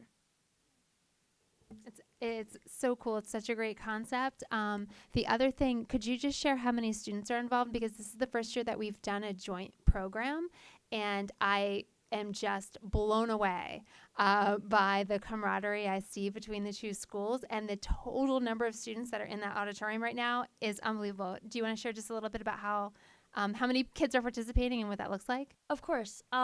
So there's a really good distribution of kids between cast and crew, and in total there's almost 100, I believe. I don't know the exact number off the top of my head. I think it's close to 100. It's really close to 100. But it's really fun, at least on our side. We love getting to work with our sister school, and because it's not something that we usually get to do. But we're really enjoying it, and the amount of kids in a theater program in high school, it's really great. Do you have anything to add?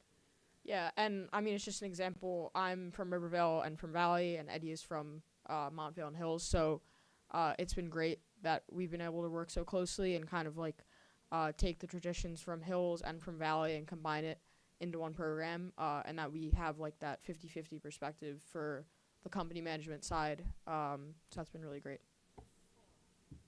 It's incredible, and I can't wait. I'm going to attend the Senior Citizen Matinee tomorrow. I can't wait to see it. So any board members who would like to join us and any members of the public, we do have the Senior Citizen Matinee tomorrow morning, and then the show this weekend. And just to reiterate, the show's going up Thursday, Friday, and Saturday?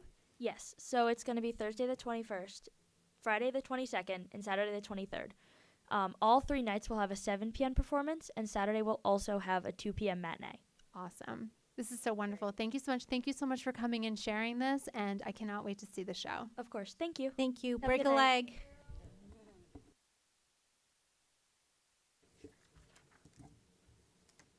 Okay, so let's go back up to routine matters, and we're going to go down to the bottom. We'll have the student reports first. So it will first have Andrew Varian from Pascack Hills. Hello, everyone. First, for classroom items, in Mr. Yule's Advanced Topics Computer Science class, the students are creating an app to help the administration become more efficient with scheduling and assigning substitutes for specific classes and teachers for hallway and Pascack period duties during their prep periods. On Friday, November 8th, students from Miss Elkin's chamber choir class participated in the All-State Mixed Choir 2024 performance. They learned all the music in over a 3-day period while being in Atlantic City with the top singers in the state. And in connection with the recent presidential election, Dr. Flegging's AP Language and Composition class hosted a mock election where students were assigned a candidate to discuss their political beliefs and argue their side for a future presidency. Moving on to co-curricular items. First, on Tuesday, November 12th, 5 veterans from the American Legion in Park Ridge visited Pascack Hills during periods 1 through 3 on Tuesday.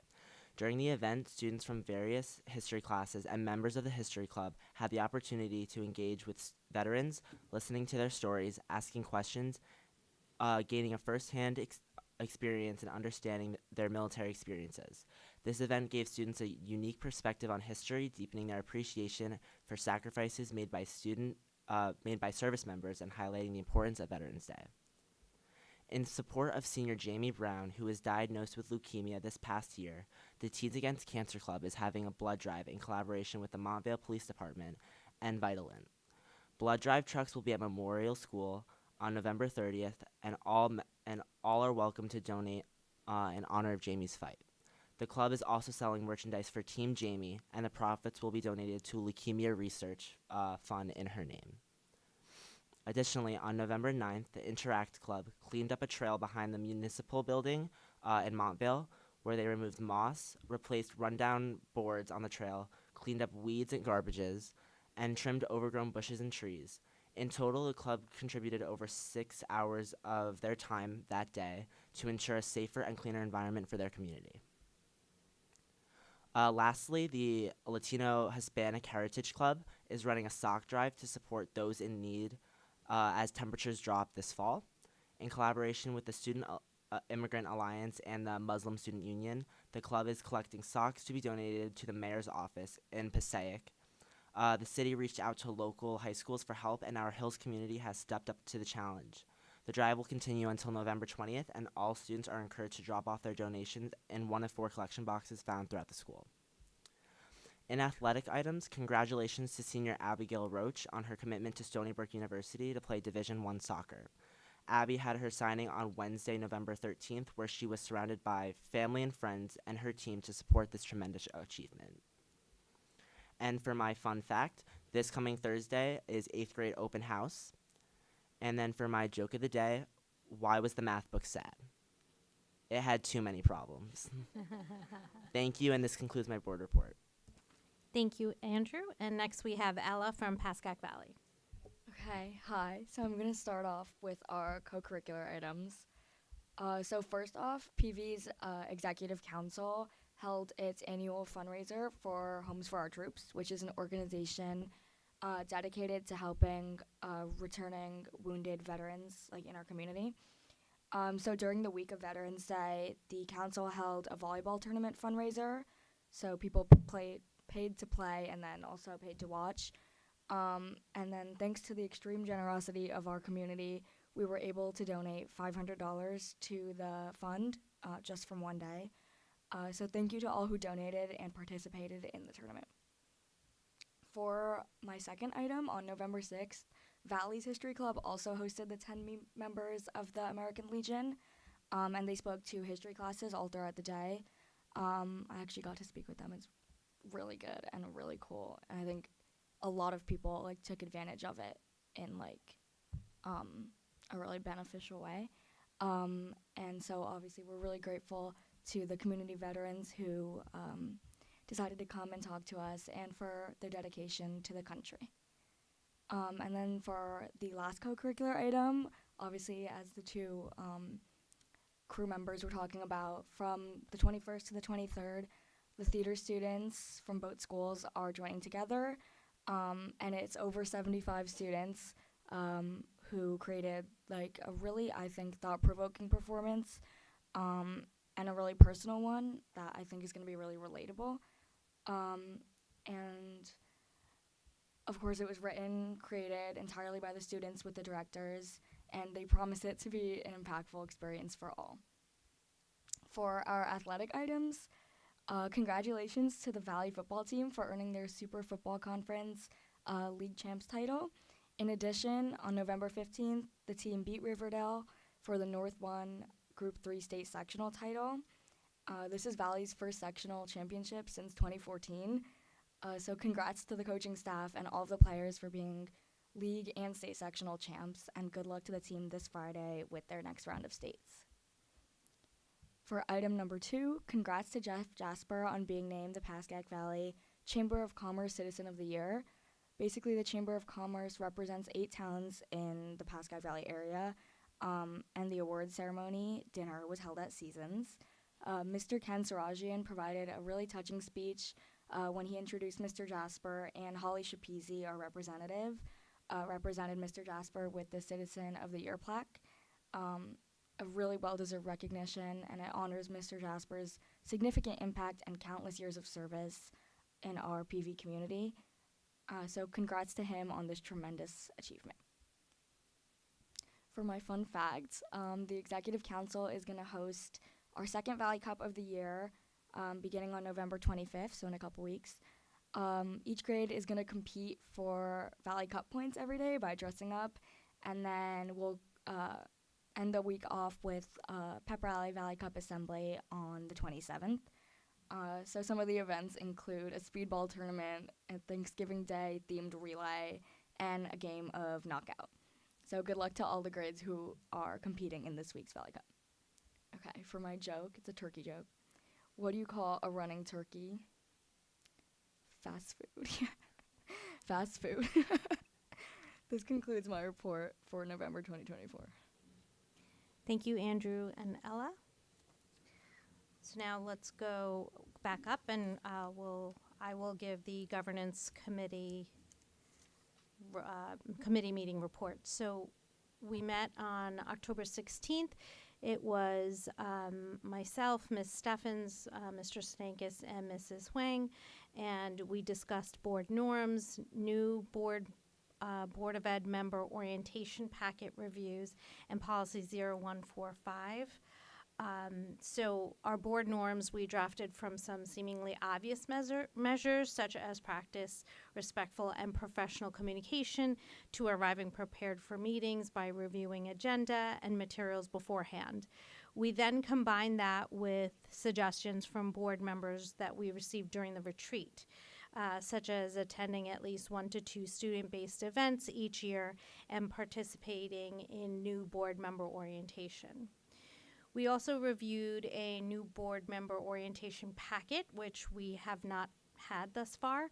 During the retreat and in the past few years, we've heard how confusing certain procedures and participating in board members is. So, part of governance. We are in the process of creating that packet. We also discussed policy 0145 and how it pertains to our current board. So moving forward, we will once again review the updated board norms document and the new Board of Ed member orientation packet, and the hope is to finalize it by the end of the year. But I have to say, every so often, there's a few things that I'm like, oh, we could add that into the packet, and we could add this into the packet. So it may not necessarily be at the end of the year, but it's going to be soon, and it's going to be a nice comprehensive thing for new board members, and honestly for all of us, because we have nothing written up to this point, so it'll be nice for all of us to have that.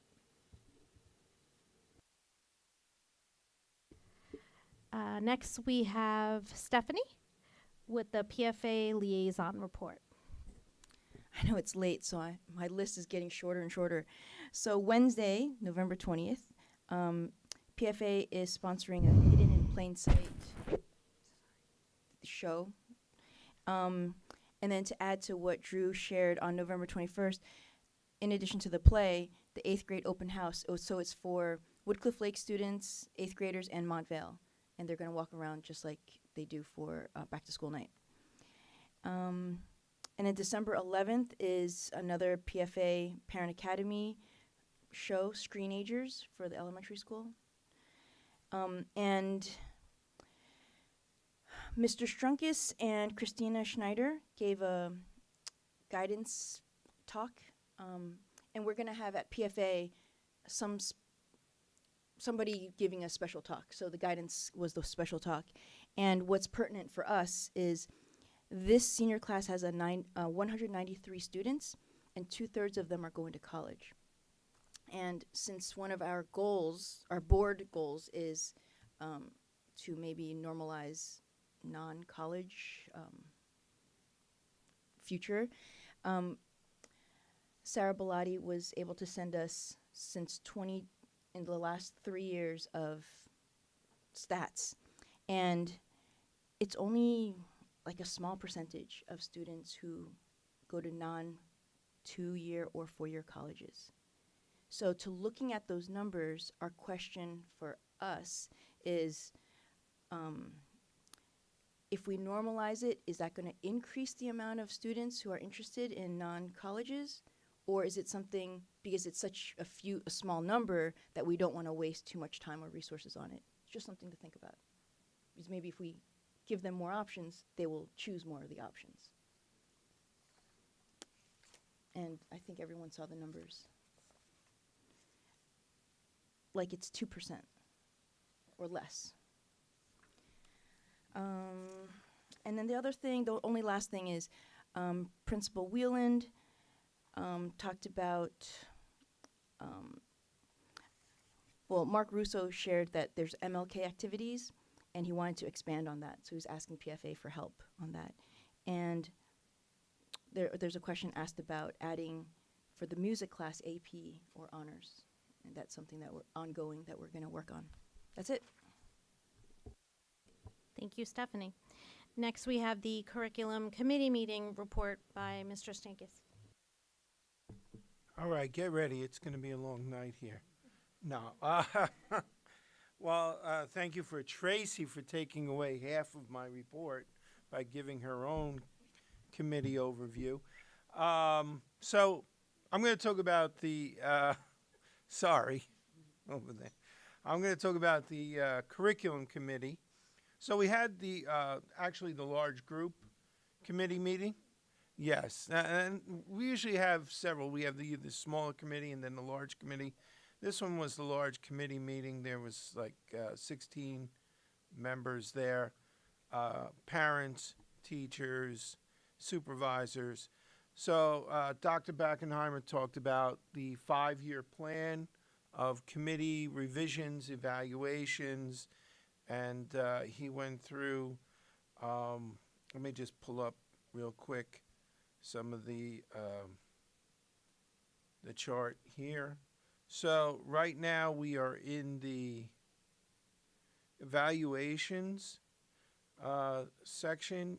We're doing music and performing arts, world language, consumer and family life, science, let's see, what other one? Oh, and ELL. So those are the ones being evaluated this year. Certain ones are in the revision stage, and that is mathematics and special education. And then we have the implementation stage for the newer things. Phys ed and health is being implemented this year, and industrial arts and technology is being implemented. So these are on a rotating basis, and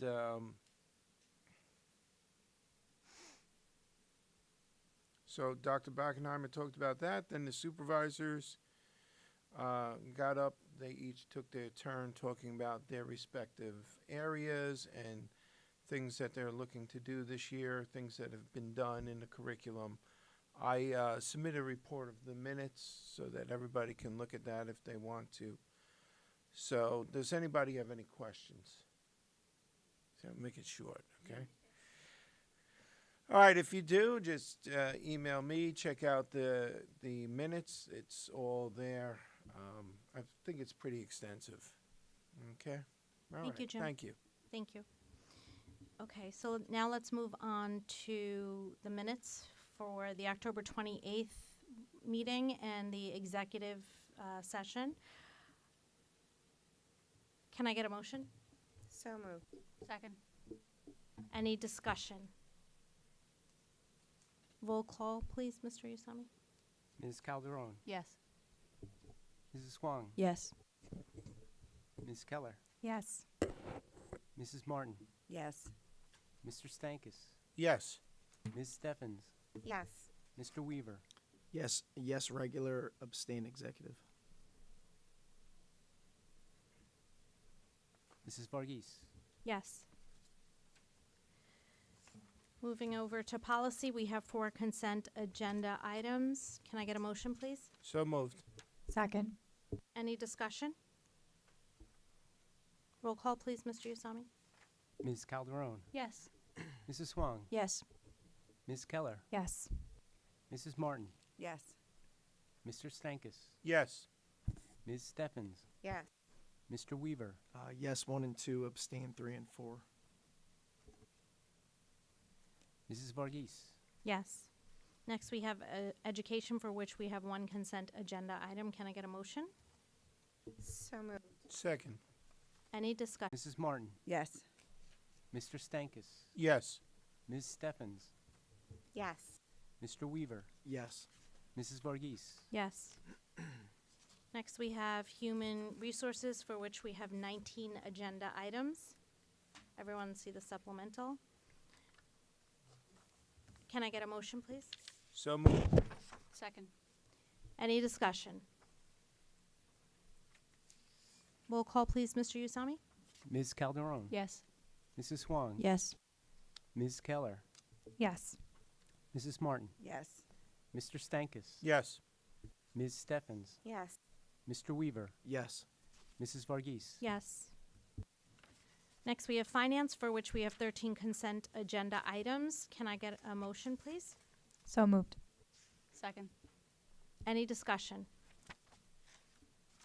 Roll call, please, Mr. Usami.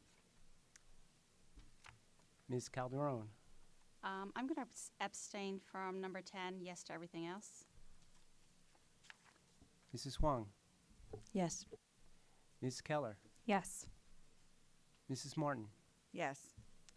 Mr. Stankus, Yes. Ms. Steffens, Yes. Mr. Weaver, Yes.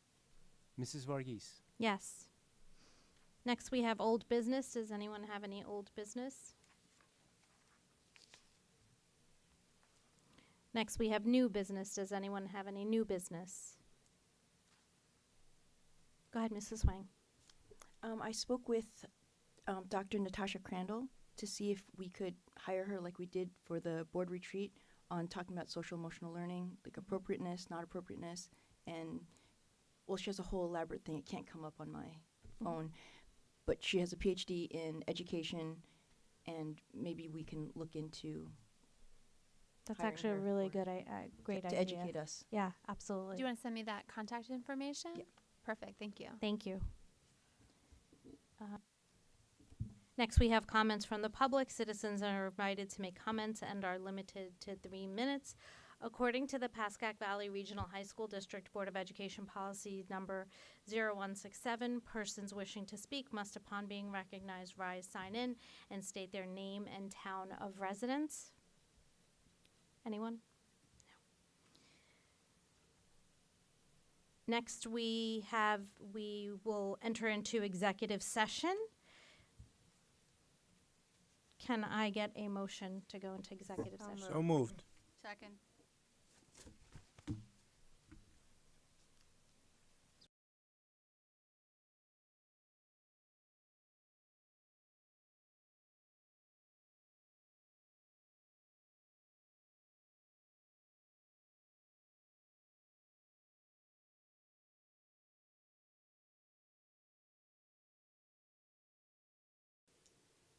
So about 15 minutes for executive session, and action will be taken afterward.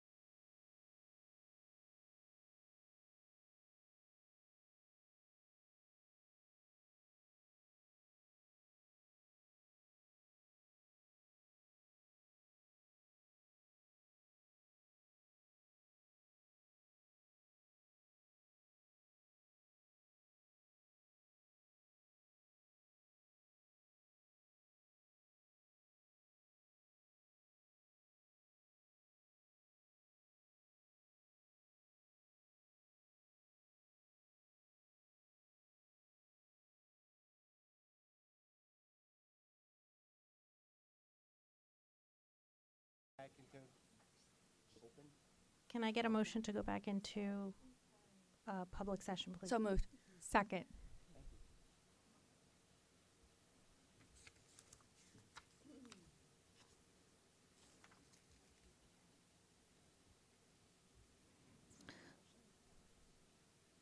Next, we have the sidebar with the PVRAA. Can I get a motion, please? So moved. Second. Any discussion? Roll call, please, Mr. Usami. Ms. Calderon, Yes. Mrs. Huang, Yes. Ms. Keller, Yes. Mrs. Martin, Yes. Mr. Stankus, Yes. Ms. Steffens, Yes. Mrs. Varghese. Yes. Can I get a motion to adjourn the meeting? So moved. Second. Meeting is adjourned.